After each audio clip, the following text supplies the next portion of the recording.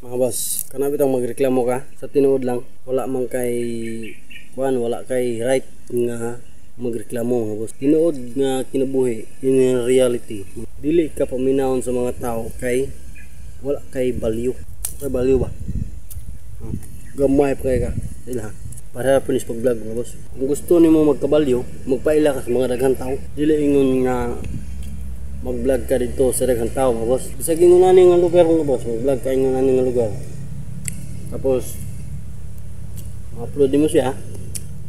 Pagitayo pumaagi nga mailhan ka sa mga audience kay para paminahon ka kayo. Dili jud ka mailhan sa mga audience mga boss. Sa ngadto-ngadto ano ra gyapon ka.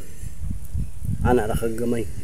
Kinahanglan magpaila jud ka sa mga audience ug kinsa nga klase nga unsa ka nga tawo mga boss. Dili ka magpaila nga tagaha ka. Sa apelyido nimo, pangalan nimo, dili.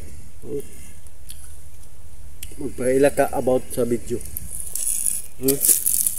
Ayan, tao mga boss. Ug di ka mailahan, di jud ka masikat.